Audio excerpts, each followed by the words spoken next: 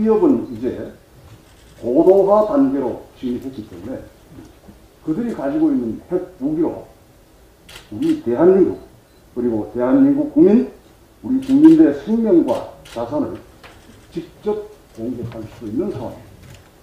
그래서 이러한 상황을 중하게 받아들이고 그 전제하에 대책을 세워야 합니다. 간단히 그 말씀을 드리면 그들의 의도를 억제하고 또 그들이 발사한 탄알이 우리 영토에 들어올 수 없도록 차단하고 만약에 그러한 상황이 일어났다면 강한 응징하는 대응작전이 더 기본에 이런 능력을 우리는 완전히 갖추어야 하는데 사실은 아직까지 미흡한 부분이 많다는 점은 다 잘 알고 있습니다.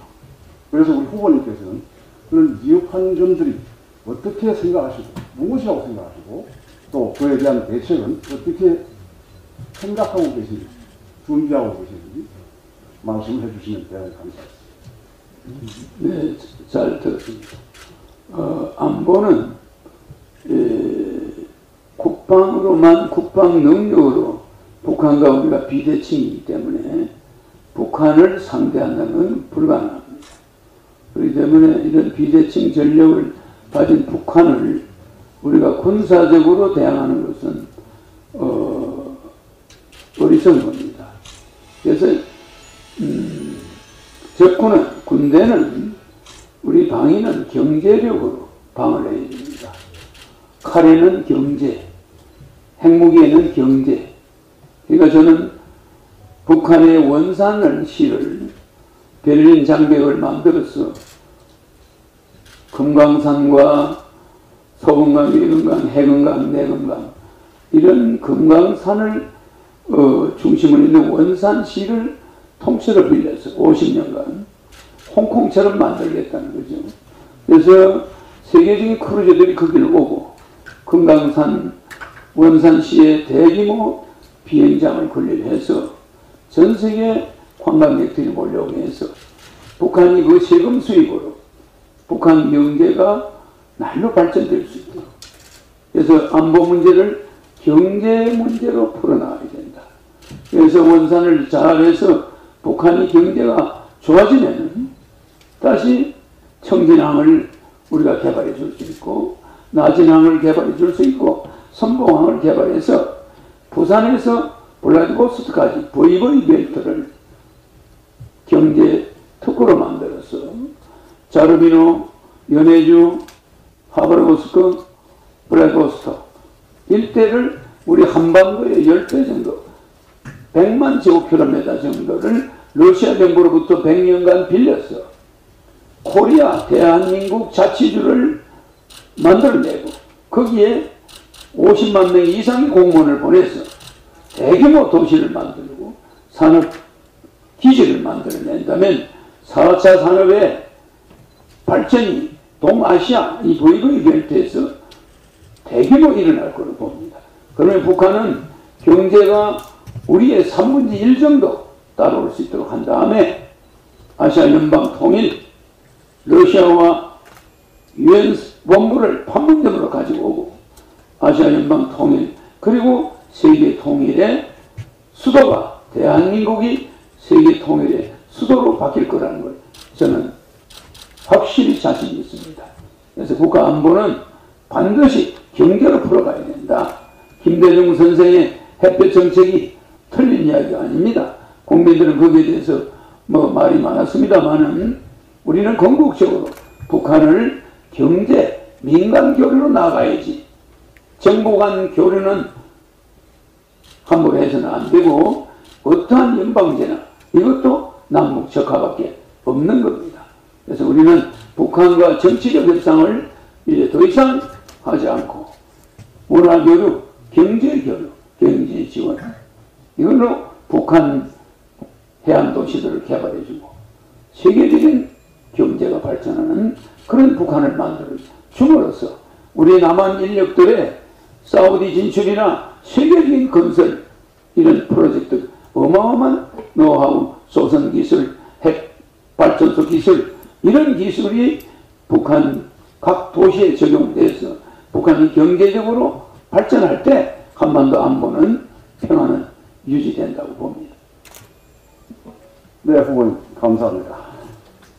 아주 명쾌하고 그리고 또 독특한 그런 경제적 안보, 경제 안보에 대한 개념을 내어주셨습니다. 감사합니다. 다음은 이 경제풍을 회장님이신 배정휴 회장님 질문해 주시면 감사하겠습니다. 국가혁명당 허경영 후보님께서 참 다양한 발상으로 획기적인 공약을 제시했다고 저는 보고 있습니다. 국가 경영을 위해서는 많은 검토를 하시고 자료를 검토하셨겠습니다만은 결혼, 출산, 임신, 육아 전 과정을 국가가 도와주겠다. 청소년들의 미래까지 도와주겠다. 엄청난 프로그램이 나와 있는데 실현 가능성이 있겠느냐 하면서 저는 개인적으로 조금 의문을 갖고 있습니다. 물론 그 재원 조달 방식이 크게 나와 있습니다. 예산 조달을 혁신하고 지출 혁신하고 또 뭐 이런 말씀도 하셨어요. 나라에 돈이 없는 것이 아니고 도둑놈이 많은 것이다. 도둑놈 잡아가서 재정을 끌어들이겠다 그런 말씀하셨는데 그것도 보면은 모든 것이 입법 사항이고 규제 개혁 사항입니다. 이게 허경영 후보님 단독 의지로 가지고 해결할 수 있는 한문이 하나도 없습니다. 전부 입법이고 규제 개혁입니다. 특히 의회의 기반이 전무 없는 허경영 후보님께서 후보에 대한 말씀 아니냐면 입법할 수 있습니까? 규제 개혁을 할 수 있습니까? 그런 측면에서 실현 가능성이 대단히 의문시된다. 물론 그저 쭉 나와 있습니다. 제가 보니까 고뇌를 많이 하셨겠습니다 하고 봤습니다만 저는 경제기자만 한 30여 년 한 일간 안목 가지고 실현 가능성 면에서는 대단히 희박하다. 우선 의회의 기반이 전혀 없습니다. 그리고 뭐 국회의원을 지금 숫자 줄이겠다. 국민들이 다 좋아합니다. 국회의원 정원을 줄이겠다. 정원을 어떤 식으로 줄입니까? 입법사항입니다. 그것도 마찬가지 아니냐. 그래서 좋은 공약을 평가하시면서 좋습니다만은 실현 가능성이 있겠습니까? 라고 한 번 더 묻습니다. 네, 고맙습니다. 제가 말씀하는 것은 30년 전부터 일관된 공약을 주장했습니다. 국회의원이 없기 때문에 우리가 유엔 사무총장이 미국, 영국, 프랑스, 중국, 러시아의 패권주의자들은 유엔 사무총장을 할 수가 없는 걸 우리가 명심해야 됩니다. 지금 무슨 말이냐면 여야가 대치된 상황에서 중도적, 실용주의적 중도적 인물이 나타나서 여야를 중재하고 대통령이 되어서 연립정부 형태의 강요들을 포진한다면 여야가 충분히 의회에서 저희 정책을 논의할 수 있다는 것. 그건 틀림없습니다. 그래서 우리가 국민 배당금을 주자. 월 150만원 예산을 줄이자. 얼마 줄입니까? 70% 줄이자. 내 대통령 월급 안 받겠다. 내 판공비 400억 내 돈 내놓겠다. 이렇게 내가 공약하지 않습니까? 그러니까 청와대에서 먹는 밥값 내가 내놓겠다. 청와대 관저 사용하는 비용 내가 내놓겠다. 이렇게 해서 모든 대통령 공직자들이 이 판공비를 완전히 줄여야 됩니다. 왜? 국민들은 지금 굶어 죽어가고 있는데 무슨 공무원들은 무슨 철밥통이 아니잖아요. 그러니까 판공비를 거의 줄이고 성인지 예산 32조 남녀 평등 위해서 32조가 필요합니까? 그런 거 다 없앱니다. 그래서 여성부도 없어지지만 또 하나 국방비가 50조인데 저출산을 해결한다고 1년에 45조를 써요. 이런 예산이 전부 문제가 많습니다. 산모에게 1억 60만원씩 돌아가는 돈인데 산모한테는 돈 주지 않습니다. 누가 해놨습니까? 그래서 옛날에는 어린애 10명의 노인이 하나였는데 지금은 노인 10명의 어린애가 하나입니다. 앞으로 30년 후에 우리나라 대학의 입학생은 없습니다. 그러면 나라가 어떻게 됩니까? 여러분들은 지금 제정신이 아니에요. 여야 국회의원들 지금 제정신이 아닙니다. 만약에 연립정부를 했는데도 150만원 국민배당금을 통과 안 시켜준다. 그러면 국회의원들 전부 경제비상계엄을 선포해서 정신교육대 보냅니다. 전혀 그런 거 걱정하지 마세요. 오히려 유엔 사무총장이 어떤 사람이 기용되느냐? 전혀 힘이 없고 가장 약소국가.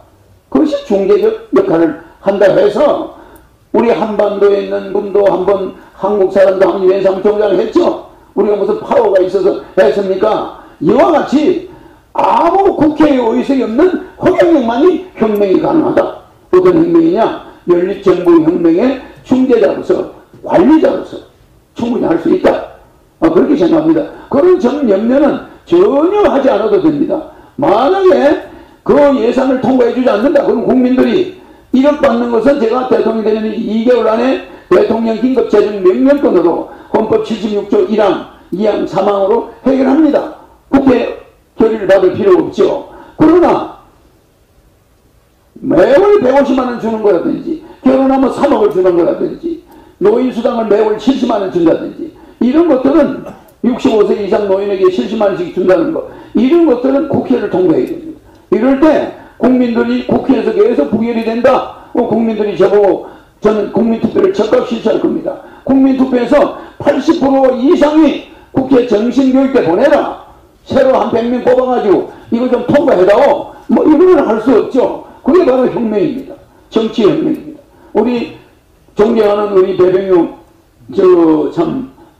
경제통합 대표님, 제가 그 경제적인 걸 많이 우리 대회장님 걸 많이 봤습니다만은 뭐 우리나라 경제계 원료인데 그런 지나간 사고로는 대한민국 경제 살릴 수 없습니다. 우리는 북쪽으로 나가야 됩니다. 우리는 시베리아로 나가야 되고 몽골로 나가야 됩니다. 네. 네. 의원님이 말씀하시는 것대로 그런 걱정이 있을 수 있습니다. 그러나 저는 국가 예산이 70% 정도가 이명박 대통령 때 국가 예산이 200조였습니다. 그런데 박근혜 때 380조. 이게 예산이 연간 23%씩 불어나더니 문재인 대통령 때 610조입니다. 제가 대통령 되면 임기 5년 동안의 예산은 1000조가 됩니다. 1000조. 국가 예산을 1000조로 봤을 때 70% 300조만 국가가 써도 이명박 대통령 때 국가 예산 200조가 거기서 40%가 복지 예산입니다. 실제 국가는 얼마 못 썼습니다. 120조 정도 썼어요. 그러면 우리나라 살림이라는 게 150조는 뒤집어 씁니다. 거짓말 하는 게 아닙니다. 여러분들 생각과 제 생각이 다른 거예요. 여러분들 국회의원 월급 다 받고 그거 뭐 다 이거 해외여행 가고 시의원들 구의원들 해외여행까지 주고 여기가 대통령 후보한테 500억씩 주고 이런 나라는 세계에서 없습니다. 그 국회 예산 결산하는 분들은 뭐하는 분들입니까? 제 말은 얼마든지 예산은 축소될 수가 있고 옛날에 이명박 대통령이 있을 때 기축 그때로 돌아갈 수가 있습니다. 그래서 우리 국민이 배고픈데 국가는 배 안 고프겠다? 그건 안 됩니다. 저는 대한민국 기축재정 시대로 들어갑니다. 그러면서 불필요한 건축은 지방 예산을 집행권을 중앙에서 다 가져옵니다. 지방세 없앱니다. 국세로 바꿨습니다. 전부 해서 저는 그것을 국가가 예산을 중앙에서 통과를 집행하기 때문에 지방에서 공사를 하나 하는 것도 국가에서 결제를 받아야 됩니다. 살림살이가 달라집니다. 우리 지금 의원님이 말씀하는 대로 그런 사회 제도를 자꾸 바꾼다고 그러는데 그게 마침 출산에서 나타나요. 이거 연간 45조를 가지고 저출산을 맨날 시스템을 연구합니다. 그런데 인구는 점점 0.8, 0.7로 내려갑니다. 이 무슨 말씀이냐면은 연구하지 마세요. 절대 연구하지 마시고 3년 때 그냥 주세요. 1억 6천씩. 이게 우리 45조 내서 이만큼 지원해 줄 테니 애 낳으세요. 결혼하는데 3억 주고 이렇게 하면은 국민들은 애를 낳습니다. 결혼합니다. 이건 적어도 이게 우리나라 이 지성인들이 보통 중병이 있는 게 아니에요. 고생을 좀 덜 해봐서 그래요. 정말 여러분들 피눈물 나는 생활비에 찌들리고 700만 명이 지금 파산 직전에 가 있고 많은 소상공인들이 영업시간 제한을 받고 어려움에 처해 있습니다. 그리고 전부 마이너스 통장이에요. 대부분 2천만 명의 근로자가 월급을 받으면 그 달부로 적자입니다. 그냥 하루 만에 다 나가는데 아버지 어머니 핸드폰, 장인 장모 핸드폰 요금, 뭐 아들 딸 핸드폰 요금, 부인 핸드폰 요금, 핸드폰 요금만도 돈이 적게 나가는 게 아닙니다. 뭐 여러 가지를 계산하다 보면은 월급 봉투가 그저 나만하질 않아요. 몇백만 원이. 이런 시점을 과연 국회의원들이 알고 있는지 모르겠어요. 제발 지원은 하고 싶어 하는 게 아닙니다. 국가 예산 줄여서 국가가 쓰나 국민이 쓰나 인플레 안 생깁니다. 절대 다르지 않습니다. 지금 만약에 우리나라 내가 왜 의원님들을 자꾸 이 정신교육들 이야기하냐면은 아직까지도 자기 자신들이 무슨 재벌 아들로 생각하고 있어요. 여러분은 재벌 아들이 아닙니다. 국가의 녹을 먹는 자들이 그 혈세 나 세비 반납하겠어. 나 재산이 이 정도 되니까 나 세비 안 받겠어. 나는 그런 사람 아직 한번 본 적이 없습니다. 정말 내가 의원이면은 나 재산이 뭐 한 100억 되니까 난 세비 안 받아도 돼. 나는 국민을 위해서 이 세비를 반납하겠어. 난 특혜도 반납하겠어. 이런 의원을 내가 본 적이 없습니다. 대한민국 앞으로 이대로 두면은 국회의원 때문에 망할 날이 옵니다. 네, 감사합니다. 제가 이제 대선에 당선이 되면은 제일 첫 번째 특징이 복지 예산이 없어집니다. 복지 예산은 국가에서 지원하지 않습니다. 국민 배당금이라 해서 월 150만원과 노인 65세 이상 70만원, 노인들은 220만원씩이죠. 그것이 지급됩니다. 그래서 부부 440만원이 노인들은 돌아갈 때까지 받습니다. 물론 대통령 당선되자마자 2달 안에 1억을 주니까 가족들이 한 4, 5억이 더 올 겁니다. 집집마다. 그래서 가계부채 2,000조를 갚게 할 것이에요. 그럼 복지 예산을 왜 없애냐? 의료보험료는 중산층까지는 내지 않습니다.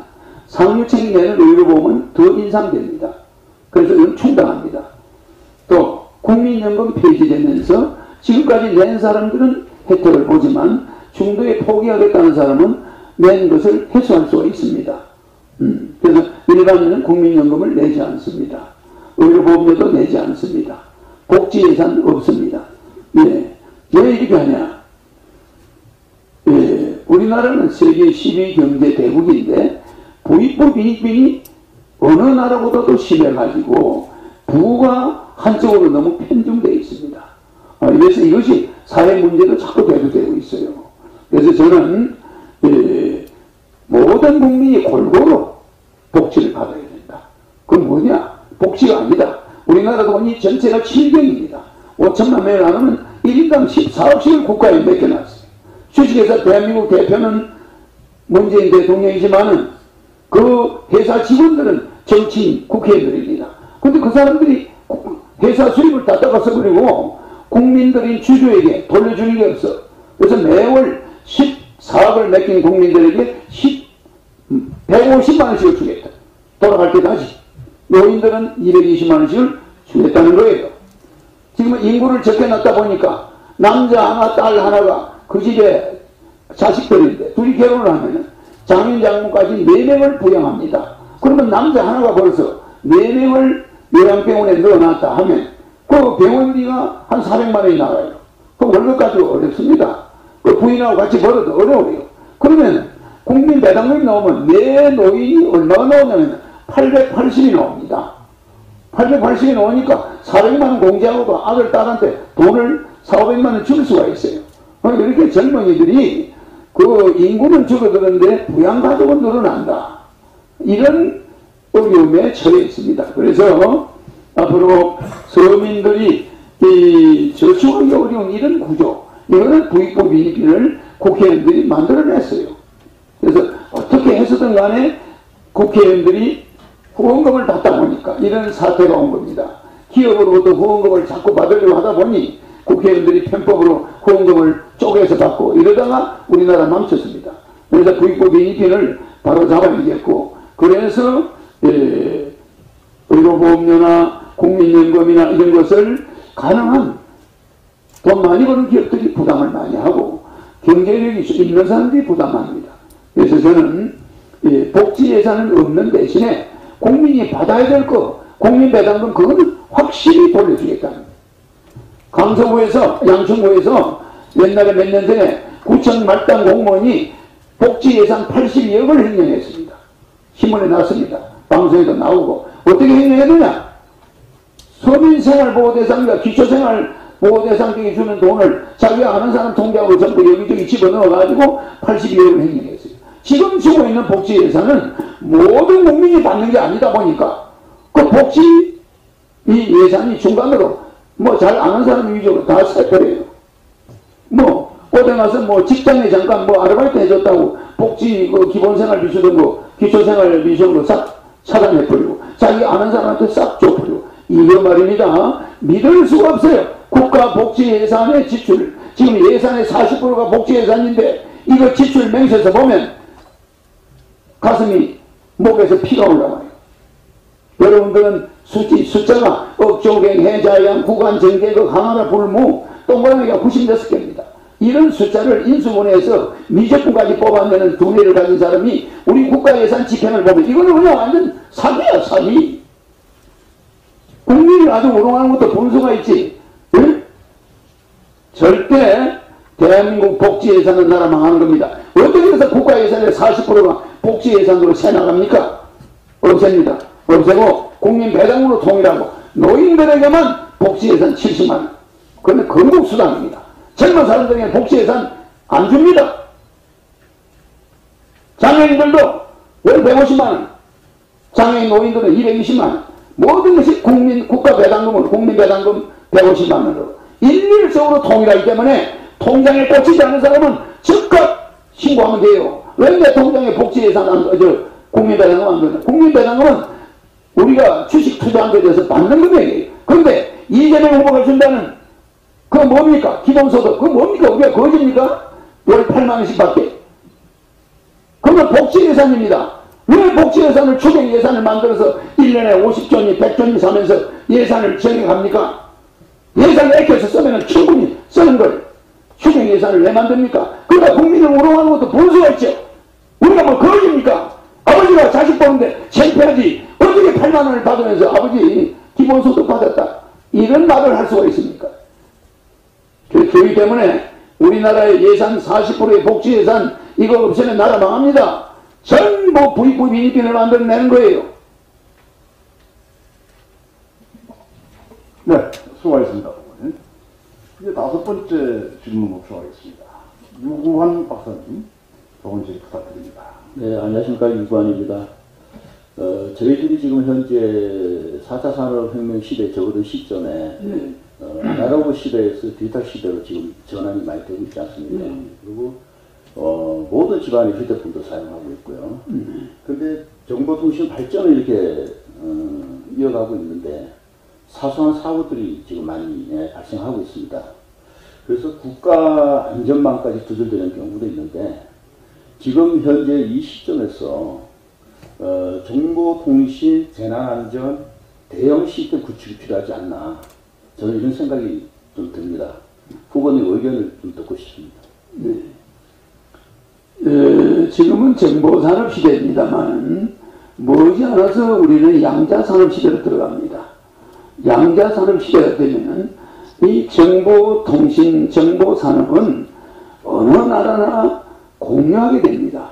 뭐 시스템을 지킬 필요도 없고 뭐 전 세계가 공유 쪽으로 들어갑니다.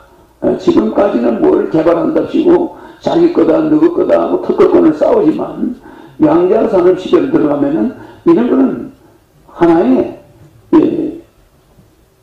해피엔딩에 불과해요. 그래서 앞으로 양자산업 시대를 열기 위해서 4차 산업단지를 러시아에 만들겠다는 거예요. 저는 하버드버스크 연해주에 4차 산업단지를 만들고 양자산업단지를 만듭니다. 여러분들이 생각해가지고는 내가 대통령 되면은 5년 안에 10만 불을 달성합니다. 세계 경제 1위 국가를 만듭니다. 여러분들 말이죠. 15년 동안 뭐 했습니까? 3만 불? 여러분들이 제일 많이 간 데는 커피숍, 식당, 국회의원들이 제일 많이 간 데가 어디입니까? 이거 안 됩니다. 우리는 이제 핵발전소도 우리 핵기술도 세계 1위에요. 우리 정보산업도 세계적인 수준입니다. 그러나 이제 이 정보산업은 양자산업의 앞에 맥을 못 쓰게 돼요. 그 양자산업 다음에는 영성산업 시대가 옵니다. 그럼 우리는 이렇게 발전해 나가야 되는데 이 한민족의 양자산업과 영성산업이 결국 세계인이 따라오게 돼요. 그러다가 우리가 세계 통일을 주도하게 됩니다. 유엔본부도 우리나라 오게 됩니다. 이런 미래를 내다보지 않고 과거나 훑어보면서 권위주의 시대 국회의원들의 행태 용서할 수가 없습니다. 저는 우리나라 정보 통신의 보안은 이미 여기서 만들면 그 다음날 중국으로 흘러가버리고 그 다음날 미국으로 가버리고 황우석 박사가 복제를 성공하니까 그거 뭐가 문제가 있다. 너 논문에 하자 없는 사람이 어디 있나요? 실제 둘리를 복제했으면 됐지. 이게 종교에 부딪혀서 우리의 양자산업을 가지 못했던 거예요. 생명산업을 그대로 눌러버린 겁니다. 그 사이에 미국과 일본과 다른 나라들은 생명산업을 해가 우리가 왜 미국, 중국에, 일본에 가서 전기세포 주사를 맞으러 가야 됩니까? 그러니까 우리는 너무 종교에 갇혀가지고 이 생명복제산업에 수많은 인력이 필요한데 한 500만 명의 인력이 지금 그걸 못하게 하면서 놀고 있어요. 이거 우리는 우리 젊은이들의 미래를 우리가 뭐 종교다 이래가지고 그것을 윤리다 뭐 이래가지고 생명복제 기술을 더 이상 확대하지 못해요. 왜 화장을 합니까? 앞으로 자기 아들이 죽었다 묘를 써놓으면 생매장 해놓으면 얼마 앞으로 10년 20년 안에는 그 뼈만 가져오면 DNA를 추출해서 아들이 금방 태어난 거예요. 금방 죽었던 아들이 어머니 앞에 나타날 수 있는 이런 시대가 오고 있습니다. 그래서 우리 조상들의 장명문화 돌아가야 됩니다. 6월만 있으면 1억 년 된 맘모스 빼가지고도 지금 맘모스를 DNA를 가지고 해보려고 하는데 너무 오래돼서 그렇죠. 그러나 우리는 조상들의 뼈를 생매장을 해야 됩니다. 환경 파괴하지 말고 그걸 태울 때 얼마나 많은 매연이 나옵니까? 그러면 그 유골을 나중에 우리가 뽑아서 DNA를 가지고 추출하면 자기 죽은 딸도 살려낼 수 있고 자기 죽은 아들도 바로 태어나는 겁니다. 돌아가신 어머니가 보고 싶다. 가서 유골 파가지고 DNA 가지고 합성해버리면 엄마가 태어나요. 이런 좋은 시대가 앞으로 온다는 거 양자 산업 시대가 옵니다. 이런 시대를 우리가 주도해 나가야지 무슨 한다는 짓들이 정말 그래서 우리는 정보를 지키려고 하지 말고 세계 만방에 우리 정보를 공유하는 시대가 와야 되고 앞으로 정말 양자산업 시대로 우리가 들어가기를 준비해야 됩니다. 우리의 생명산업은 이제 시작이에요. 그리고 우리 원자력 기술도 세계적이기 때문에 우리는 원자력을 세계적으로 수출해야 됩니다. 그렇게 위험하지 않습니다. 가장 환경 친환경적이고 가장 안전한 것이 원자력 발전소입니다. 옛날에 기술이 미진할 때 체르노빌 같은 데가 폭발하고 그 천재지변으로 일본의 발전소가 폭발돼서 좀 문제가 생겼지만 원자력은 가장 안전한 에너지원입니다. 예, 감사합니다. 지금 이제 그동안 잘 진행이 되어 왔는데요. 추가적인 질의를 할 수 있는 시간입니다. 이제 원래 약속된 시간이 이제 15시 3시 30분이거든요. 그래서 추가 질의를 1분씩 하시고 하나하나에 대해서 또 2분 정도 답변하시면 국가 예산 문제는 전혀 없습니다. 지금 무슨 말씀이냐면은 세금을 오히려 줄입니다. 그러니까 상속세를 폐지합니다. 정해세도 폐지합니다. 정권거래세도 1억 미만은 폐지합니다.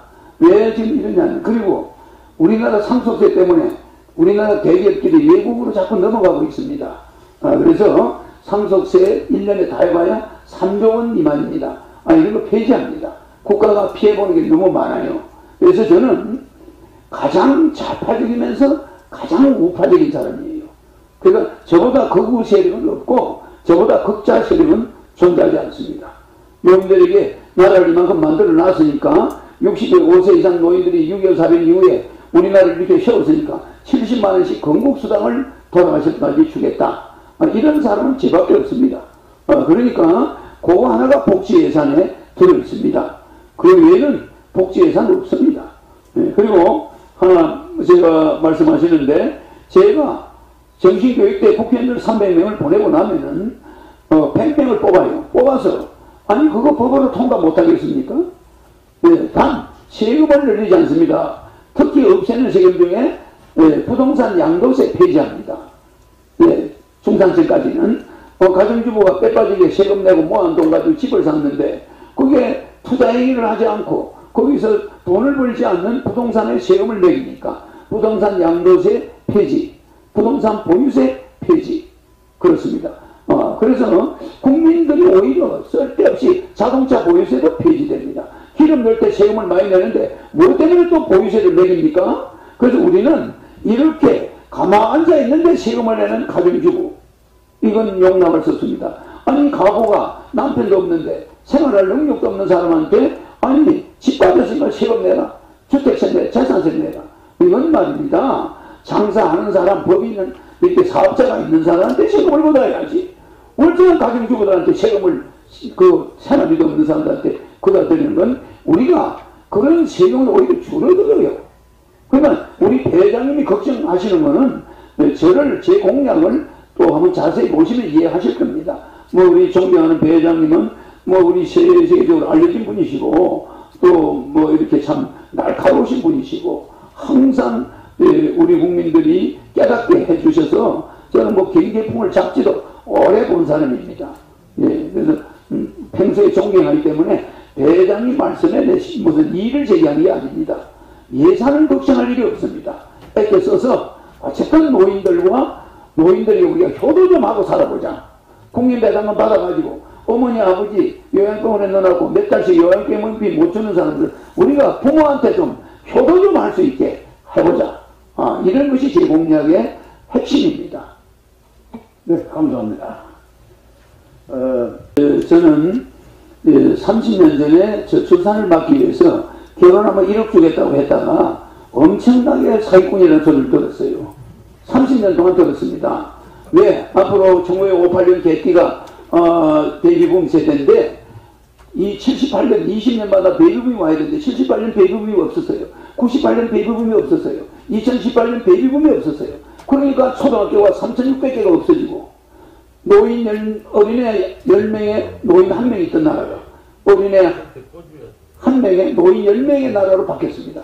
이래도 정신을 못 차리고 저출산 정책을 펴지 않았어요. 우리나라가. 그러면서 예비군 훈련 가면은 정관수술 해가지고 애를 못 낳게 했어요. 엄청나게 정관수술 받은 남자들이 많았습니다. 미래를 내다보지 못하는 거예요. 내가 그걸 반대했죠. 나는 이미 30년 전에 우리나라가 2020년쯤 되면 세계적인 저출산 1위가 될 거다 했는데 정확히 했어요. 그리고 또 하나 저는 지금 세금을 2년 동안에 이 코로나 전국에 2년 동안에 74억 8,200만원의 종합소득세 법인세를 냈습니다. 제가 세금을 그렇게 많이 내는 사람이 어떤 재벌 수준이 세금을 냅니다. 코로나가 아니었으면 한 500억 냈을 거예요. 종합소득세 한 500억 냈을 겁니다. 저는 돈 버는 기술이 많은 사람이고 대한민국이 3만불로 15년 동안 일해 있는 거 지금 여러분은 잠자고 있는 사람들이에요. 눈 뜨고 있는 게 아니고 눈 감고 있습니다. 대한민국 국회의원들 정신 차리셔야 됩니다. 내가 뭐 이런 말 하니까 나는 조폭이 아닙니다. 가만히 있지 않습니다. 저는 대한민국 국회의원들 말입니다. 우리 경제 3만불 시대 지금까지 그대로 15년 동안 끌고 가고 있어요. 저는요 대통령 되면 5년 안에 10만불 세계 1위 경제 대국으로 만들 자신이 있어요.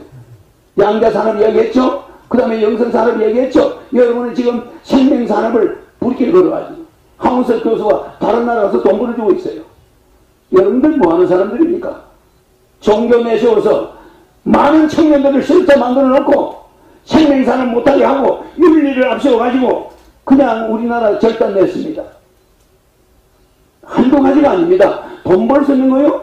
지금 삼성바이오 산업을 시작했죠. 모르지 않아 생명산업이 일어나면서 양자산업이 붐을 탑니다. 그럼 내가 주도하겠다는 거예요. 양자산업을.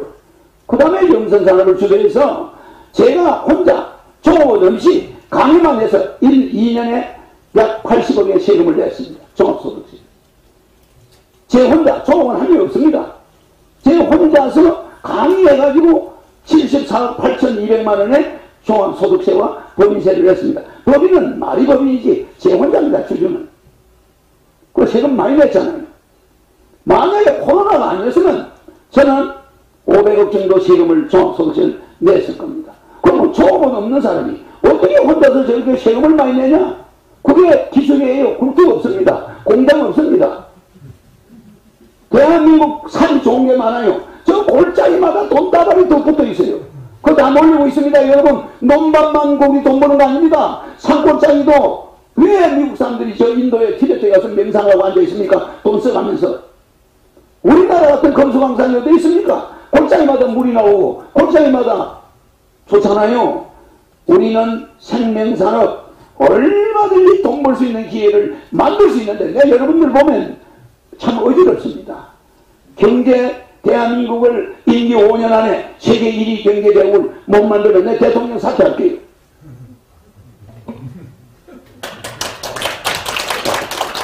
아파트 붕괴 등 이런 그 사고가 많이 일어나지 않습니까?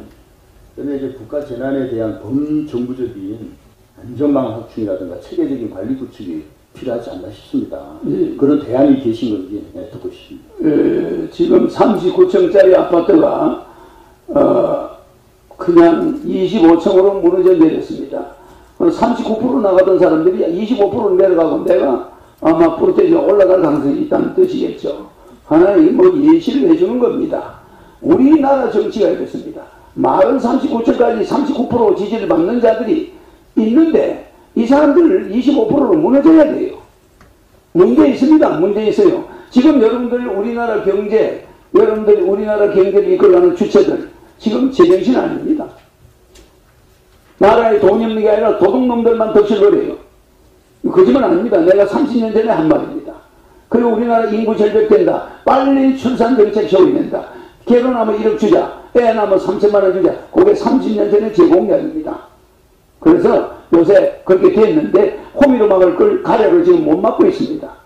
그래서 여러분들은 지금 우리 국가가 정신체력 있는 허경영 대통령 한 사람이면 우리나라 살립니다. 더도 필요 없습니다. 더도 필요 없습니다. 여러분들 눈을 쳐다보면 전부 혼이 나가 있어요. 혼이 다 빠져 있습니다. 그래서 나를 똑바로 보지 못해요. 저는 불타고 있습니다. 대한민국 젊은이들 데리고 저 시베리아로, 저 중국으로 나가서 세계 통일을 해낼 겁니다. 거기에 이의가 있는 사람은 용서하지 않습니다. 네, 여기까지. 저는 그 국정원의 출입기자를 오래 하고 그 북한을 20여 차례 다녀와서 북한의 UN 산하기구의 WFP의 식량 배분 감독관으로 북한에 가서 일했습니다. 그리고 저는 그 경실련이라는 시민운동의 창립자 중에 한 사람입니다.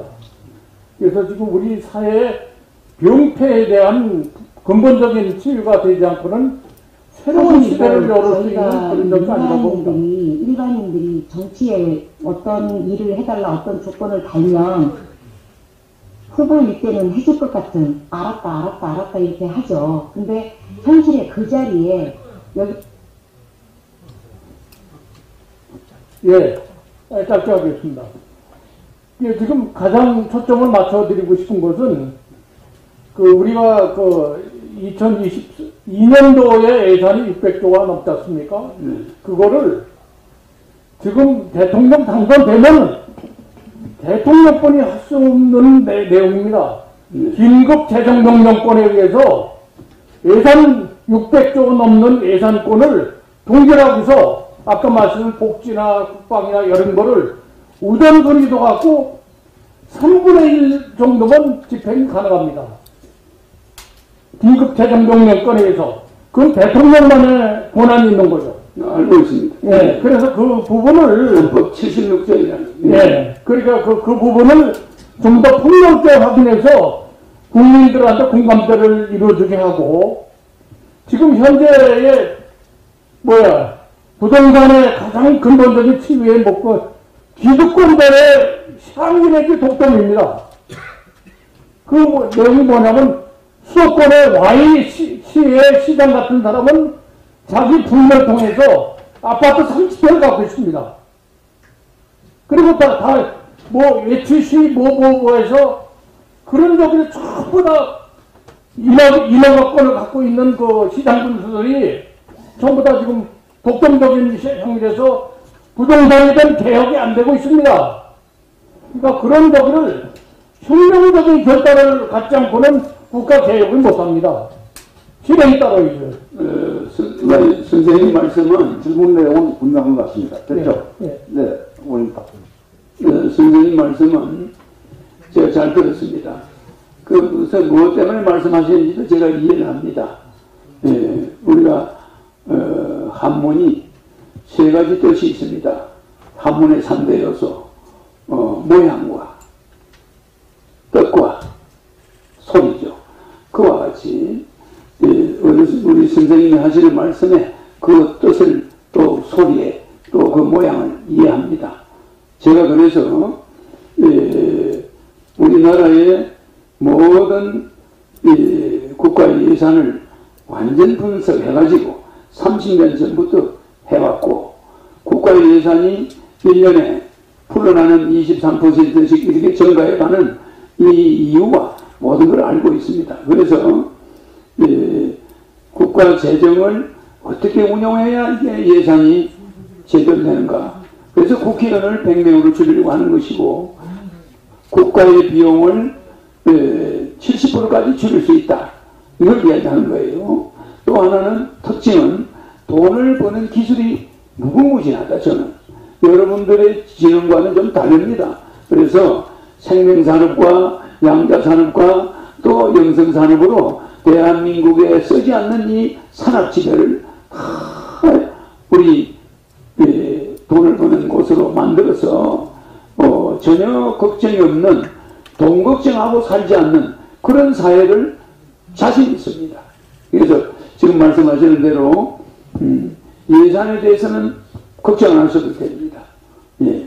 그리고 우리가 시베리아나 몽고로 진출을 하면서 한민족이 북쪽으로 뻗어나가야지 동서감정으로 자꾸 연루되는데 그래서 전라남도와 경상남도를 전경도로 바꾸고 경상북도와 전라북도를 경전도로 바꿔버리고 충청남북도와 강원도를 충강도로 해버리고 경기도는 서울특별시로 바꿔서 이 반도에는 3개의 도가 남아있고 동서를 화합해버립니다. 그래서 경상도 전라도 말은 앞으로 금지됩니다. 쓰지 못하게. 이렇게 해서 국민들이 동서 화합을 해가지고 북으로 우리는 진출해 나가면서 북한과는 군사적인 충돌도 없으면서 북한 경제를 일으켜주는 이렇게 우리의 진정한 경제 성장의 기술 독일이 150년 걸린 걸 우리 박정희 대통령이 15년 만에 만들어냈듯이 우리나라는 이런 훌륭한 지도자가 나오면 90명이 딱 모이면 세계를 리드할 수 있습니다. 네, 염려하지 마십시오. 감사합니다. 아까 먼저 손을 빨간 목소리 하신 분, 빨간 목소리 하신 분, 네 말씀하십시오. 네. 잠시만. 지금 고라는 쪽까지 기다리십시오. 마이크를 좀 전해주세요. 왜 마이크를 안 해요? 다음 동영상 시켰는데. 아니 지금 여기 한번 받으시죠. 네네네 알겠습니다.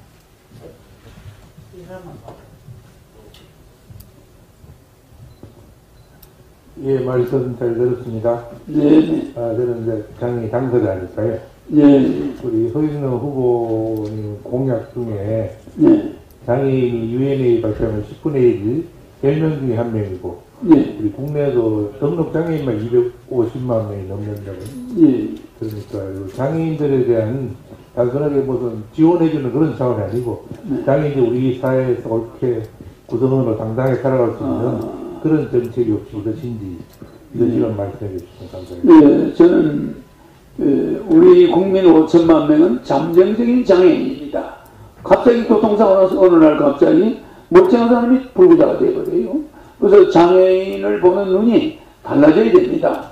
그래서 우리 5천만 잠정적인 장애인들 이분들도 자기가 언제 장애인이 될지 모르기 때문에 장애인에 대해서는 특별한 우리가 돈도 돈이지만 국민배당금을 주고 노인되는 220씩 주고 부부 440이 나오니까 장애인들 생활은 지장 없지만 장애인의 보행권이나 또 시설물, 장애인들 위한 안전보행권, 장애인들이 구조를 요청할 때는 누구나 옆에서 장애인들을 즉시 케어할 수 있도록 이런 국민교육이 절실히 필요하고, 또 장애인들의 피난처, 어디 어떤 위험이 발생했을 때는 장애인을 먼저 보호하는 교육이 필요합니다. 근데 우리 젊은 학생들에게 이런 교육이 아직 잘 돼 있지 않아요. 제가 되면은 아주 선진국 장애복지 전체가 이루어질 겁니다. 그렇게 알고 계시면 될 겁니다. 고맙습니다. 자, 그럼 감사합니다. 이 두 분이 같이 손을 들었어요. 여기 한 분, 이 한 분인데 아까 30초씩 간단하게 이쪽에 먼저 저쪽은 그렇게 해주세요. 자, 허 후보자, 저 후보님 감사합니다. 네. 저는 전통무예를 전담하고 있는 무예신문의 윤정환 기자입니다. 네, 우리 후보님께서는 그 전통무예 무한한 애정을 가지시고 있고, 그 전통무예 천리까지 입으시면서 전통무예인들의 무예 정신을 일깨우시는 그 마음에 너무 감동을 받았습니다. 또 무예인의 표 450만 명의 표가 많이 갈 겁니다. 그래서 첫째, 우리 450만 명의 무예인들이 영원인데 지금 서울이나 경기도 지역에 무예회관 하나도 없어요. 무예인의 무예정신이 살아야 국가하는 입장에서 없는데, 앞으로 그런 면에서 정책을 어떻게 하실 건가? 한마디. 네. 잘 들었습니다. 잘 들었습니다. 한 분, 무예. 우리는 어떻게 보면 화랑도에서부터 우리는 참 무예를 우리가 조선시대는 무관을 너무 무시하고 문관 유지의 정치를 하다가 뭐 이런 대한민국 우리나라가 바뀌었지만 그 무예인들에 대해서 우리 앞으로 공부하는 학생들이 이 중고등학교 한 과목만 시험을 보게 해서 이제는 대학 들어갈 때 수능시험이 없어지니까 굉장히 달라집니다. 그래서 오히려 대학에 들어가는 조건으로 단점이 있는 게 가장 유리합니다. 즉 태권도 1단, 합기도 1단, 뭐 유도가 1단이라든지 이렇게 스포츠에서 단점을 소지한 자는 서울대학 들어가는데 최우선입니다. 이래서 모든 학부모들이 애들의 과외에서 이제 좀 벗어나서 애들을 각 무술 도장으로 보내야 됩니다.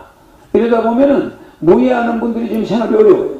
그러나 사무실 임대해가지고 도장 만들어 놓으면은 수많은 대학생, 고등학생들이 단점을 따로 들어갈 겁니다. 그 무예 얼마냐? 무술이 몇 단이냐? 여기에 따라서 치열한 경쟁에서 가산점을 주니까 이렇게 젊은이들이 너무 운동을 안 해가지고 고등학생도 고혈압, 당뇨병 뭐 이런 시대가 왔어요. 그래서 저는 무예인들을 존경합니다. 무예인들의 생활이 나아지려면 무예인들을 찾아오는 학생들이 있어요. 그것도 무예인들의 정신을 가르쳐줘야 우리가 조선시대 때 의병이 달리 의병이니까 무술을 하던 사람들이에요. 말하자면 뭐 선비들은 다 도망가고 무예인들만 모여가지고 의병을 했습니다. 그래서 우리가 의병을 해서 뭐 우리나라가 그때 구해주기도 했죠. 일본군하고 싸웠는데 이 무예인들을 예우를 반드시 제가 해드리도록 하겠습니다. 대통령이 뭐 무예관도 서울에다 지어드리겠습니다. 여러분이 원하는 자리에 지어드리겠습니다. 감사합니다. 마지막 한 분 모시겠습니다. 저에게 이런 기회를 주셔서 너무 고맙고요. 바쁘신 일정에 허경영 후보님께서 이렇게 참석해 주신데 감사드립니다. 저는 우리나라 전통 문화인 떡에 대해서 제안을 드리고자 합니다. 떡은 고대 역사적으로 내려오는 우리나라의 음식이며 대소사에 필수적으로 등장하는 음식입니다. 그럼에도 불구하고 지금 우리나라의 떡에 대한 교육 시스템이 전무한 상태예요. 왜냐면 떡 조리과학 고등학교가 있는데 사실 떡 과목만 빠졌습니다. 그래서 이 부분에 대해서 정부에서도 좀 관심을 가지고 이 떡 산업이 세계적인 음식으로 발전할 수 있게끔 좀 도와주실 수 있는 제가 알겠습니다. 잘 들었습니다. 제가 대통령이 되면은 전 국민에게 생일 선물을 보내는데 나이가 30살이 넘은 사람은 떡을 보냅니다. 떡을 보내는데 하루에 30만 명의 생일자가 나타납니다. 그들에게 1살짜리든 2살짜리든 100살이든 생일날 생일떡을 대통령이 보내요. 그 안에는 금일봉 10만 원이 들어있고 대통령 생일 축하 카드, 또 그 안에 대통령의 격려 편지가 들어있습니다. 그리고 대통령이 보내는 야전 잠바, 대통령 마크가 찍힌 잠바, 노인들이 입을 때 아주 좋은 잠바를 넣어놓고 거기에 생일떡을 넣어줍니다. 그러니까 이게 박스가 이만해요. 이것이 생일날만 딱 되는 집에 배달이 돼요. 그러면 국민들이 이걸 받으면서 독신 가정이 많습니다. 이걸 받을 때 부모 생각을 하게 돼요. 이게 우리 어머니 아버지가 없는데 이렇게 대통령이 생일떡을 보내주는구나. 이러면 이 떡을 어떻게 생산하냐? 각 지역에 떡을 만드는 공장들이 그쪽 지역의 생일떡을 책임지게 되니까 지역의 떡이 굉장히 발전됩니다. 그러니까 뭐 진주는 진주 지역의 떡 공장들이 동원돼서 떡을 만들어야 생일날 보낼 거 아닙니까?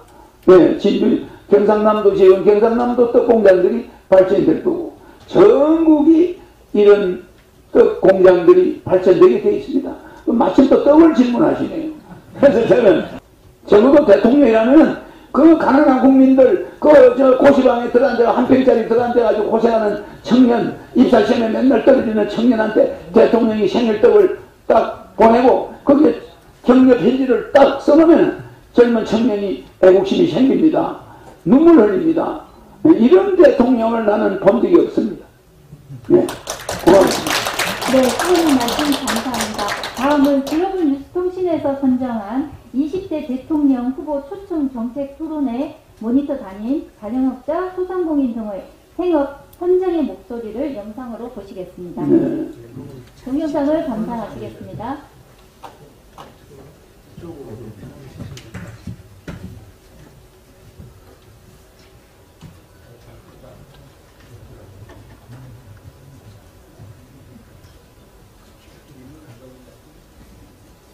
으로 우리 전통 조상들의 떡이 또 우리 건강에도 좋고 또 바쁜 현대인들이 또 빵 대신과 빵과 겸해서 앞으로 식사를 하면서 떡이 빵에 안 맞는 사람은 떡으로 생활할 수 있는 아주 개발해서 떡을 빵처럼 많이 개발해서 보고하도록 하겠습니다. 그리고 여러 가지 다른 분들의 말씀 전부 다 제가 그 앞에 말한 내용과 일치하니까 나중에 뭐 특별히 설명하더라고. 제가 홍준표 대통령 후보가 됐다거나 또 이낙연 후보가 됐으면 제가 좀 토론할 맛이 나는데 지금 여야 대선 후보는 영 뭐 제하고 별로 상대가 되는 것 같지가 않아요. 그래서 뭐 그냥 맨날 마누라 서로 상대방의 가정 파괴하는 게 주특기인 것 같아. 나는 여성들을 그렇게 비하해가지고 대통령 해가지고 뭐 하려고 하는지 모르겠어요. 남의 아내를 비방해가면서 대통령이 된다. 그는 미국이나 선진국 사람들은 생각도 못하는 일입니다. 여성을 그렇게 비하하면은 그 후보가 그 상대방 후보 진영에 막 내식이 국회의원 출신들인데 그 선대위원들이 상대 후보의 아내를 그렇게 비방할 수가 있습니까? 대통령 안 하면 안 했지. 나는 여야 후보 비난한 적이 없고 특히 여야 후보의 아내에 대해서 그렇게 비난해서 가정을 파괴하는 어쩌자는 겁니까?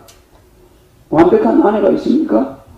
그렇잖아요. 우리 옛날에는 6.25 사변들은 서울대에도 부산에 있었는데 뭐 졸업 증명서도 없이 들어갔어요.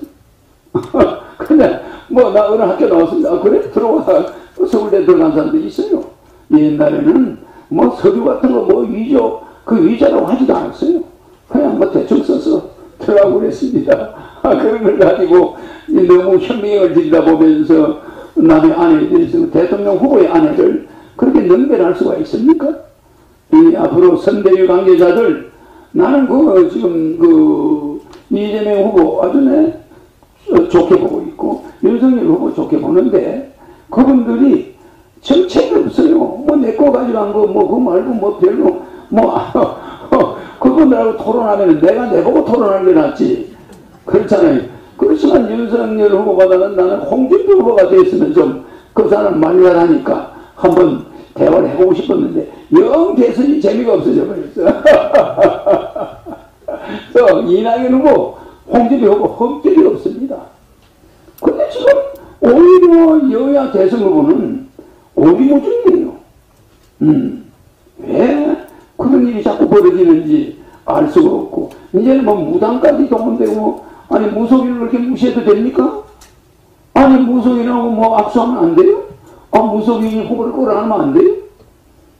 우리는 애초에 샤머니즘, 그 무속 국가였습니다. 모든 무용이 무속에서 나온 거예요. 모든 문화가 무속에서 발전이 됐는데, 아니 뭐 무속인을 뭐 대화를 한다고 또 그 부인을 또 거기다 꺼넣고 후보를 비방하고, 나는 여야 후보의 문제점은 그렇게 크게 보지 않아요. 그분이 대통령을 해서 우리나라를 살 수 있느냐, 이게 우리가 보고자 하는 거지. 그 사람 부인들, 내가 보기에는요, 윤석열 후보와 이재명 후보가 토론은 잘 못하겠지만 잘한 게 있다면 장갑은 잘 넣은 것 같아.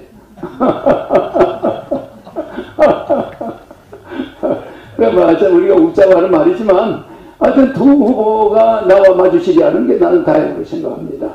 왜? 뭐 내공약 가지고 설치는 사람들한테 뭐 그거 대화해봐야 뭐 할 게 있겠습니까?